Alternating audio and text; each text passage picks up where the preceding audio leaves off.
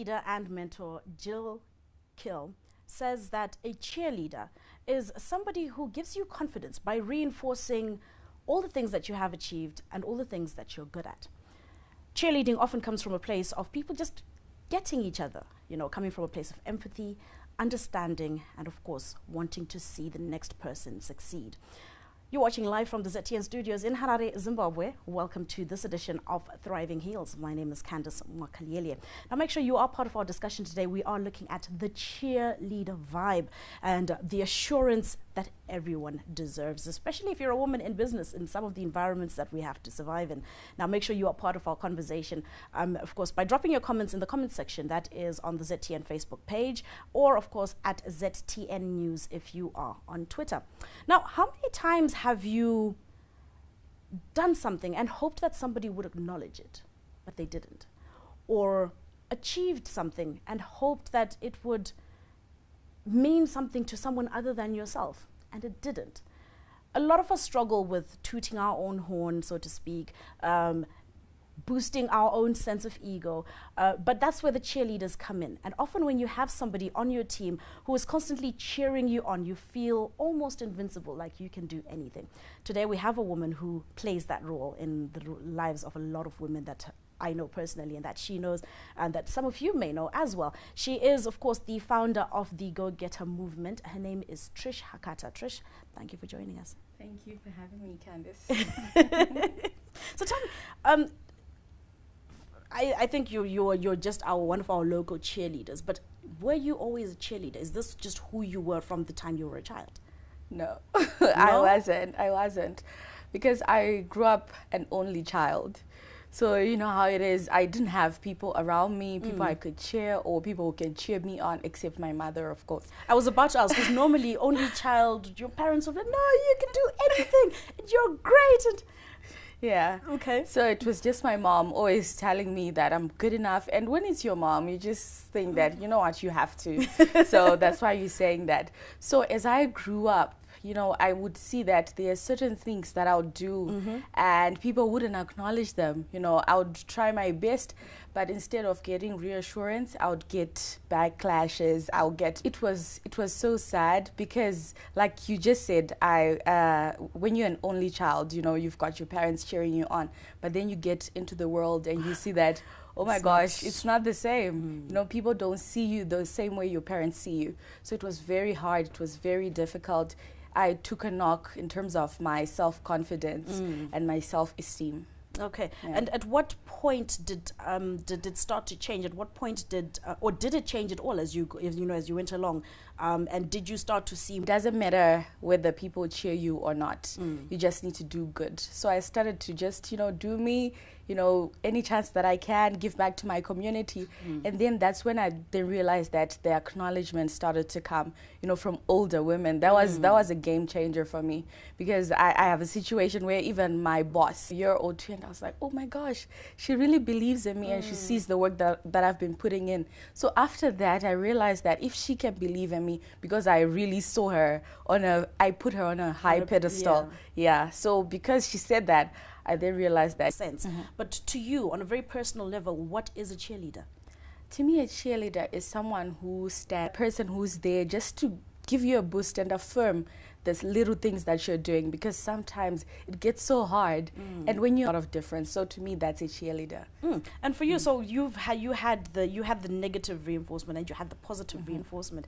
What difference did each of them make in your in high school, when I was growing up, sometime in college, but then the positive vibe came when I finished school. So I got to a point where I realized that, that I will create a platform where young women can thrive, where we can celebrate each other, where we can be a leading example to the younger generation that is coming up, because we're not too far in age, so they can easily relate. Right. So more positive reinforcement earlier on in life can actually make such a significant difference in the lives, especially of young girls as they grow older? I definitely believe so. Because it's very hard to teach someone who's my age something new, or to try to inculcate on what you'd have taught them. And, it's easier for them to be confident as they grow up if they had people reinforcing them as they were younger. All right. Now we find that, you know, a lot of women are stuck in cycles of, I won't say depression as such, but a lot of cycles of, sometimes they feel defeated. Sometimes they feel like they're not doing things right. Sometimes they feel like they're losing the plot. And sometimes it's really just a dark day, but it's not that the entire picture is wrong. Yeah. I know you work with different women, and I know you've come across it. How often do we open up and say to people, this is how I'm feeling, in order to actually even get that support from somebody who's outside? It's very difficult, you know, in this age, you know, with the Instagram, with everything, you know, it's very hard to show that, you know, you're suffering or you're going through stuff. So it will need for you to trust someone enough to open up, or for a platform to be created where you feel safe to share. I know we've got that platform where women share, where we always talk about self-awareness, you know, self-leadership, working on project self before working on anything else, because sometimes you need to be confident first. Yep. Because when you're not, someone can tell you something and you think, they're just telling me because they feel like they have to. But then when you really know your worth, you work on yourself, it's very easy for you to open up sometimes when it's hard, because we're all human at the end of the day and we have those dark days. Now, we do have a lot of conversations that go on, especially online, and there are times when it does feel a little loud, and you have people preaching the gospel of self-love and preaching this gospel of support. Is this the actual reality on the ground, though? Are we really supporting each other as we say we are online? I think it takes someone to be intentional. Like, it's something that you have to be intentional about, because sometimes it's that. So I think it is very important for us women to be very intentional about supporting each other, because we are the ones who know the struggle that the woman is going through, because we probably have gone through it as well. So I think it needs for us to be very intentional, but it's very hard sometimes, because you see instances where, you know, you just don't like someone, not because they did something to you, they just rub you the wrong way. Yes, exactly. But then it needs for us to be really intentional, to interrogate that. Do we hate them because there's something in us that we hate, or there's something in us that just doesn't gel with them? Where, yes, you have the support of your parents and they're your biggest cheerleaders, your peers not so much. Then you transition into a woman, you discover older women are very supportive. That's a very common dynamic. What do you think fuels that aspect of the younger you are, the cheekier you are towards other women, and then as you get older you tend to become a bit more nurturing, a bit more supportive? What do you think, you know, causes that dynamic? I think when we are younger, we are fighting for almost the same thing.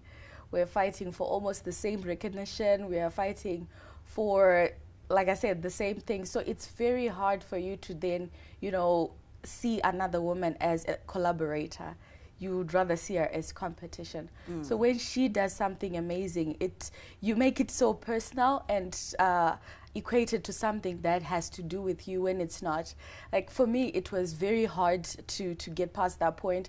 I remember I had a friend she was an amazing speaker, you know, and we joined this organization together, learning how to speak. I wasn't a good speaker. So whenever I would see her speak, I would feel like so intimidated, and I would really it wouldn't be, you know, my feelings weren't so good towards her. Then I realized that the only reason why I was feeling that way was because I was, you know, comparing my weaknesses to her strengths. Right. And then I realized that I had to look at my own strengths and then work on them, and also celebrate her for hers as well. Did she celebrate you for your wins? She did. She did? She did. What did that say to you at that point when you looked back at it as a friend? What did you pick up about yourself at that point? Yeah, I then realized that there was something that I had to change in me. There was something I had to work on as a person. And that's when I became intentional about, you know, supporting the other women, supporting whatever they're doing and cheering them on, even if it means that, you know, I'm not at the same place, but I would still cheer them on, because them getting there means it's a win for all of us. All right, we're take a short break. I am speaking to Trish, and we are discussing the cheerleader vibe, you know, the assurance that everybody needs in life. And when we come back, we will be looking at self-love and how it plays into not just you cheering yourself on, but cheering other people on. Do stay tuned.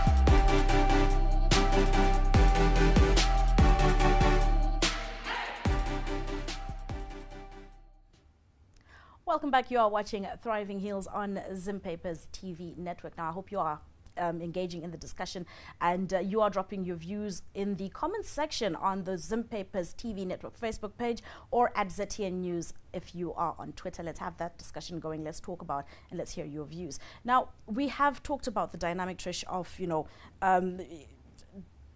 different stages of our lives kind of shape us in different ways. We looked at one element that you raised when we were trying to kind of analyze, you know, some of the causes of, you know, this pull her down and whatnot. And one of the issues that you raised was the issue of self-love. And it's very easy to talk about self-love and say, oh my God, love yourself and, you know, respect yourself and be so fiercely possessive and whatnot of yourself. But how do we actually get to that stage? Because as you've mentioned, when you're younger, you don't always have people, you know, reinforcing the things that you're good at or telling you that you are worthy. And learning it as you get older is a bit difficult. How do you kickstart this journey to learning to love yourself? Well, what I did was, it was very difficult. Like I said, I was in a place where I didn't even know who I was anymore. So I went through a whole, I think it was 3 months of trying to understand who I really was. Who I was outside of the roles that I had, who I was outside of the positions that I had. So I went through that process of understanding who I was. And then I started to also ask myself where I was in terms of everything, my characteristics, my strengths, my weaknesses, where I was and was I where I wanted to be. So when I did that, I then started to also ask myself more questions. Where do I want to be? Who do I want to become? And after that, how do I get there? How do I become that? So I realized after asking myself those questions, I ended up joining some networks of young women, networks of young people, where I thought, you know, my self-esteem would be built, where I thought the people had the same, you know, vision as me, or where I thought I could make mistakes, I could fall, but then in a supportive environment. Right. So that's what I did, and it was very hard, but I managed to get to a point where I realized that, you know what, I'm not perfect, but there are certain things that I'm really good at, and that's fine. And there are certain things that I'm not so good at. That's also okay. As well. Yeah. Okay. So I got to a point where I got to understand who I really was, and that's when the journey of self-love started. Okay. And when you started to understand yourself better, how did that affect the dynamic between you and the people around you, the women around you, the women you interacted with, personal and business? How did the dynamic start to change once you started this journey? Oh my gosh. A lot changed. Friends, I lost friends, not because there was anything wrong with them, but then I just felt that, you know, I need reassurance more right now. And those who I thought were my pull me down sisters, I then decided to just keep a distance and love them from afar. And in terms of business, I got a voice. I managed to get a voice. You know, sometimes I'll just hear something, someone would criticize me, And I'll be like, okay, so probably they didn't like what I did, but I got to learn that feedback is not always bad. Right. You know, feedback is good when you take what you want from the feedback and also take what builds you and implement it as well. Because it's not every time that people have a negative, aspect to feedback when they're giving you. So I got to learn all of that, and also to stand up for myself when I thought something wasn't going right. And also to admit when I was wrong, Right. and sometimes to just see that I'm receiving this treatment, not because I'm young or not because I'm a woman, but because I didn't do much research on it. So I got to understand myself better and understand how better to interact with others. And so your role as Chilean, we're getting to the Go-Getter movement in a minute, but this is essentially one of the platforms that you've used to essentially play this cheerleader role to a lot of different people. How did this discovery, self-discovery, this journey of self-love impact your role as a cheerleader in the lives of other people? I guess because I had gone through it, right? I'd gone through it, but I was a bit scared to continue the journey on my own. So I just thought, why don't I create a network? Why don't I create a platform where I can have women and we can be able to grow together, we can be able to give us feedback, to give each other feedback, and also to work on ourselves as well. So I created this platform solely for that reason, but with the years that has gone past, we've been evolving, focusing more on celebrating women, celebrating excellence, and ensuring that when we are celebrating, we're also nurturing the next generation of female leaders. So I'm going to keep referring to you because it's also, I know it's a movement that you've started with a lot of women, but it's also very personal to you. Yes, you are cheering these women on and you are creating all these networks and all these mentoring opportunities, but what did it do for you, the head cheerleader? How did this impact your mindset as you were now, fleshing out your journey? At first, it was very hard. Sometimes you're focusing on filling other people's cups and yours is, running dry. It was very hard at first. Then I realized that I didn't have to do it on my own. So I had people around me who would help me do that. And also it helped me in terms of my growth. And also sometimes I would make mistakes, and sometimes I would do something that I thought, this would help other people, and they'll think, no, this isn't helping. And I got to understand that, at times people like different things and I don't always have the solution. And also, I guess for me, I've got a friend who told me this. She said that, what, you're always celebrating people and people are always on the forefront, and I think it's time that you also become, that person in the forefront. And I told her that, when my time comes, I will be there. But for now, I'm still in the background trying to ensure that we have this culture and normalize celebrating each other as women. Why do you think you're so comfortable in the background as the cheerleader, though? I don't know. I don't even know. Perhaps it's because I know that, I believe that by lifting others, you get more value. I believe in serving. I've been in organizations where I serve, and I've realized that serving is leadership as well. And that's the most powerful way of leading people, when you are serving. So I also believe in the leader who leads from behind. And when the time comes, they can go to the front. But I like leading from behind. All right, so tell me a little bit more about the Go-Getter movement. When did you start and how did you essentially set it up? The Go-Getter movement started in 2018. So at first it was my way of leaving a formal job. So I knew that for me to leave and do what I wanted to do, I would have to start something first. So it was your leap of faith? Yes, it was my leap of faith. Okay. So I'd gone through this whole process of personal development, and it was something that was really, really special to me. And I thought that, there are a lot of ladies who maybe like me didn't know about this, didn't know who they were, or didn't know that, you know, they could be whatever they wanted to be if only they worked on themselves so much. So probably I should maybe start this this movement. At first, it was just about having events, you know, having breakfast meetups, having ladies come, and also to learn from the women who came before us, and to ensure that there was that dialogue, that intergenerational dialogue. So that was the main reason why we started the Go Getter movement. But then with time, we then realized that it was important to capacitate the young women whose lives we wanted to impact. Because after an event, someone would go home and then they forget what they learned, or, you know, they just shove their notebook somewhere and then forget. But then we realized that if we come up with projects like mentorship projects, entrepreneurship programs, it will have more impact and would have, you know, sustainable impact, where even those who would have been trained can go on and train the younger girls. Now, we're in a country where we kind of are very big on formal employment. And you're saying you took this leap of faith from a formal job to setting up your own system, setting up your own business.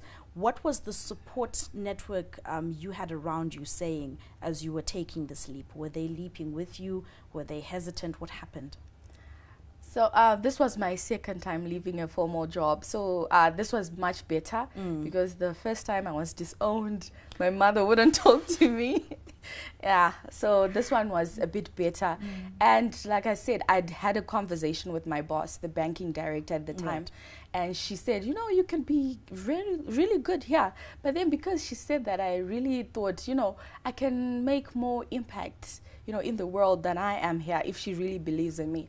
So I'd always wanted to be that big sister for younger girls, because it was so hard for me, you know, transitioning from high school to university, doing a degree that I hated, always being, you know, stressed out. I had a stint of depression when I was in school. So I thought, why should they go through the same journey or same process when I'm here to tell them, you know, it's okay. You know, it's okay to go through what you're going through. And also you've got so many options, and this is what you can do for yourself. So because I had that drive in me, I then realized that, you know, I can start something, but at that time I didn't know what. So with time, it started to then build, you know, how I'm so passionate about women, how I was raised by women. It also started to build, you know, with my friends around me, and we managed to create the Go Getter movement. Did you have moments when you felt intimidated? Did you feel like the challenge was too big for you, or that you were in over your head? Yes, a lot of times, especially when the first 2 years, it was very hard bootstrapping. Because when I left work, I had savings. So I thought, oh, with my savings, I can do this, I can do that. But then the coffers started to run dry. And then I was at a point where I didn't know what to do then. You know, should I stop? Should I do this? Should I go back to work? You know, I had all those things running through my head. But then, like I said, because of the help of the women around me, you know, going to older women, asking them how I can best, you know, navigate, then gave me a stepping stone to actually, you know, start to do things better at the Go Getter movement. And right now, I don't think I would do anything else. Now, you constantly refer to older women. How did this door to these older women who are so willing to help you and cheer you on actually open? So the first one, I approached her. She had come to give a talk at the university just as we were finishing, because I had done a degree that was not marketable. Right. So when she was done, I just went to her and I was like, can you please be my mentor? So at that time, I didn't know what a mentor was or what I needed from her. So after I then sent her an email, and she then asked me, what mentorship do you need? I went quiet for like a month because I didn't know. I didn't know what it was. But to her now, I was the only person who had followed her after that seminar. So she remembered me. Right. So I would hear from her employees that she was now telling everybody about this story.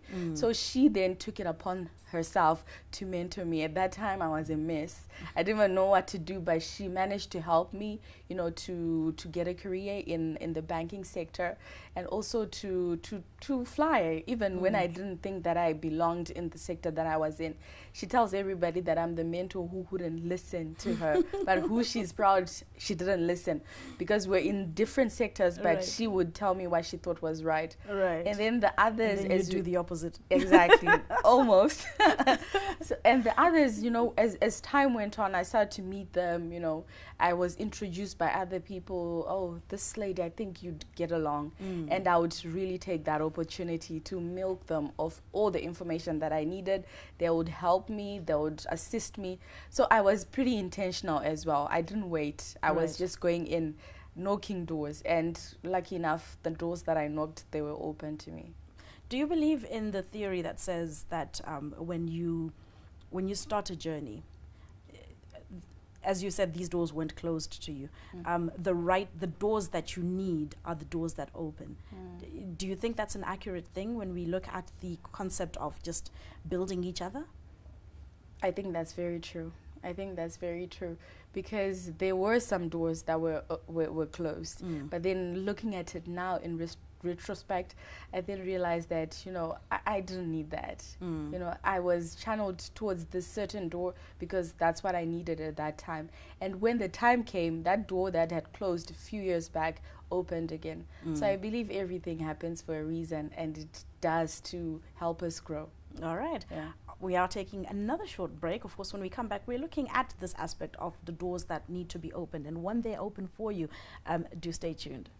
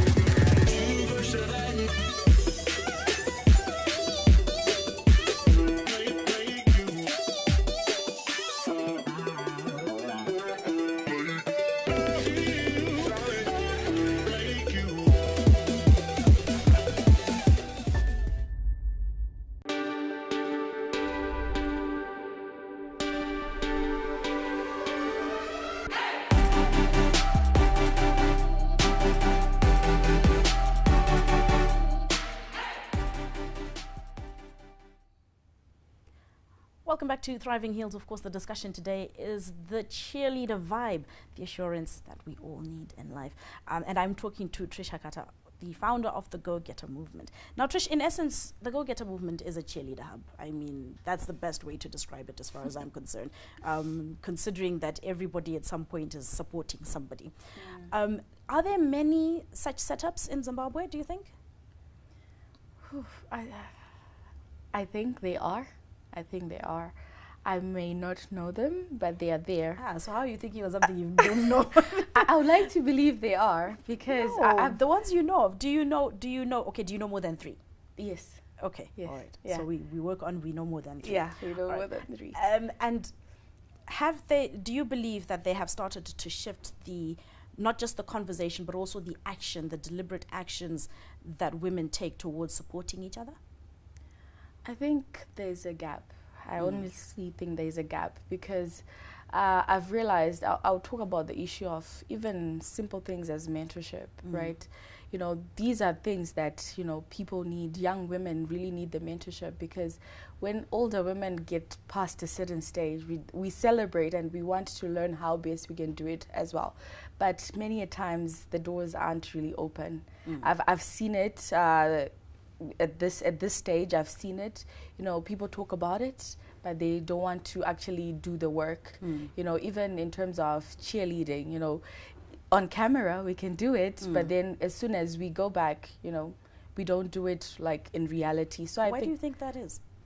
I think there's so much pressure. Like, there's the cheerleader vibe, right? There's the cheerleader vibe, and people think, you know, okay, I need to be part of those cheerleaders, but inside they're not cheerleaders, they don't want to do it, but because there's the vibe that's going on, they feel they have to be seen as cheerleading. And I think that's one of the biggest things. Which is where we again have the aspect of social media versus reality. Everybody on social media is running with, yes, this is great, this is wonderful, but if you knock on that same door off camera, off social media, that door is firmly closed. Sure.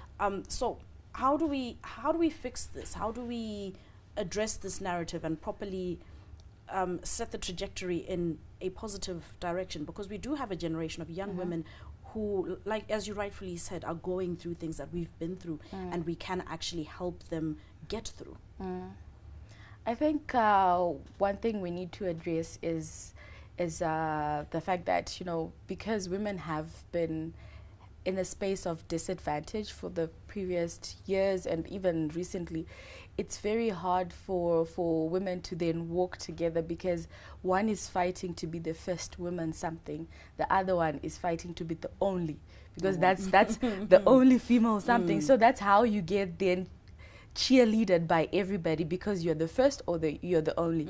So when somebody else is coming, you know, is in the vicinity, and you see them there coming towards you, then feel this one, they will threaten my position. Right. So the door then shuts in front of that other woman. So I think what we need to do as women is to realize that, like I said before, when one of us wins, we all win. And, you know, we can only achieve generation equality or total equality when we help each other up, because the power is in our hands. I really believe the power is in our hands and not in anybody else's hands. So if we've got women who've hit the wall and broken down all the barriers, they should be able to turn back, you know, and pull other women.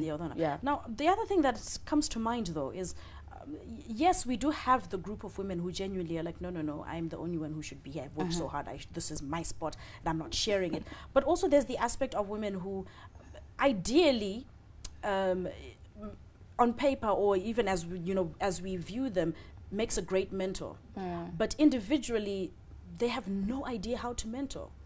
How do we also help them get into that position? Because maybe they do want to help other women, they just don't know how to. How do we start to kind of open up for them to be able to say, look, I'd like to do it, I don't know how to do it, where do I get the help on becoming a great mentor? That's a very good question. And I think platforms need to be created by us, the Go Getter movement, and other women organizations to be able to assist women like that who really want to mentor and don't know how to go about it. Because sometimes we think, you know, everybody knows, when in actual fact, you know, people don't understand what it really means to put yourself out there and mentor someone. And I think it also, you also have the element of someone would think that it's as simple as you shadowing me and spending the day with me. But in you shadowing me, you also run the risk of being exposed to, for lack of a better explanation, to my bad traits, my bad side. Maybe I'm having a bad day, you're going to see that. And because I'm not trained to channel certain things, I'm just being human, I'm just being who I am, it may have a negative impact on the person that I'm supposed to be positively impacting. Can we also get to a point where we acknowledge that, yes, we have mentors, but our mentors are human as well? Because that's another scary factor as well. I don't want to expose my bad traits to everybody. I mean, I don't want to be that vulnerable because everybody thinks that you should be this way because you're a mentor. Yeah, I think it all starts with the agreement that you make with your mentee, and they also acknowledging that, like you said, you're human. Because mentorship relationships differ, you know, depending on what's comfortable with the two parties who are in that relationship. So I think it's something that we need to talk about more, on how best we can ensure that we have people being mentored, and also, you know, ensure that people know that those who are mentoring you are also human, and, you know, they can have a bad day. Now, Trish, we have, we have been in lockdown, semi-lockdown for almost 2 years now, and it has affected a lot of how we live our lives, including how we interact you know, even if you are a mentor with your mentee, if you are a big sister with your little sister, that dynamic has been affected. As the go-getter movement, how have you been talking to the younger ladies, and keeping in touch with them? Because these family dynamics, in a way, can also get really complicated, especially when you're in each other's space so much. So how have you been keeping in touch with these younger ladies that that you've gotten, you know, that have come to you and said, this is how we want to grow, and you've been helping them prior to lockdown? How have you kept in touch with them?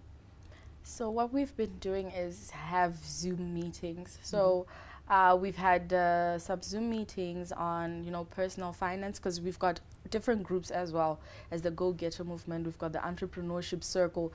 They are fine. They are vibing, you know, because they meet online almost every day. Right. And they have trainings on personal finance almost every day. And then we recently had a mentorship program. It was 100% online. So we've managed to tap into the digital space and managed to use that platform to ensure that we're not quiet, and also to help other women who are out there, may not be able to meet in person because of the pandemic, and ensure that they also have, you know, a space where they can learn from our programs. And also, that's what we've basically been doing. Right. Now, in this time also, we do have a lot of people who are going through a hard time. Whether it's domestic, whether it's just on a personal level, do they have that access to the network as well, to say, look, I just need help, I just need somebody to talk to? Okay. I believe there are networks for that. For us, we're still a small team, and we don't have that platform yet, but I think it's something that we can consider. But I know there are other networks that, you know, they can reach out to. I know with the Global Shapers community, they have mental health, you know, weeks where they talk about these things, and we partner with them sometimes, but it's not something that we do. But you see, you partner with them, that's already an avenue in itself. That's something that actually does Great help. point. Yeah. Great point. So yeah. Okay. All right. So as we move forward, as we continue to try to change the mindsets and encourage each other and let us know that, you know, it's okay for somebody else to excel at something, what would you like to share with the world in terms of the cheerleader journey, and what are your steps, so to speak, to just supporting and also receiving support? I think for me, this year has been the hardest. And we, beginning of year, just had this project that we just decided to do, you know, to just acknowledge women who were still pushing, even during this pandemic, even during these hard times, to just show that, you know, we've got women who are thriving in this season. And that wasn't just our only goal. So when we are cheerleading, our first priority is to celebrate the person, and then the second thing is to ensure that their story goes on and the younger generation know about it, because many a times we don't know the people who did amazing things before us, or we don't have a wide pool of role models, not because they're not there, but because their stories are not documented. So I would like to say that let's make it all these amazing people who've existed in our time, before or after, and ensure that, you know, the younger people, when they're coming up, because I had a challenge as a young girl, you know, of role models. I didn't even know a role model that I can look up to. So let's be those sisters. Let's celebrate each other. Let's also ensure that, you know, whatever we do, we think of the next person, because when someone who's next to us thrives, we all thrive. Trish, thank you so much for joining us today. Thank you. Unfortunately, we are out of time. Thank you for having but me. thank you so much for your insight, and thank you, of course, for letting us know that. How do we get involved with your projects if we're out there and we're watching and we're listening, and we want to get involved? How do we do it? You can get in touch with us via our Facebook page. We've got a pinned post there with how you can get in touch, how you can be part of the Go-Getter movement. It's Go-Getter Movement on Facebook, then Go-Getter_movement on Instagram, and Go-Getter Move on Twitter, and we're also on LinkedIn as Go Getter Movement. All right. Trish, thank you so much for joining us and having this discussion with us. Hopefully we will be able to continue cheering each other on and have more discussions in the future. Thank you for having me. All right. We have been, of course, looking at the cheerleader vibe, the assurance that everyone deserves. And we hope that from today you have been able to, you know, get some form of encouragement. If you were giving up, if you felt that you shouldn't be fighting for something or you shouldn't be cheering somebody else on, it's okay to be cheered on. It's okay to cheer somebody else on. My name is Candice Mokhalele from myself, the crew behind the scenes. Super producer Nomsa. It's going to get me into so much trouble, but I had to. We'll see you next time. Be kind to each other, but be kinder still to yourselves.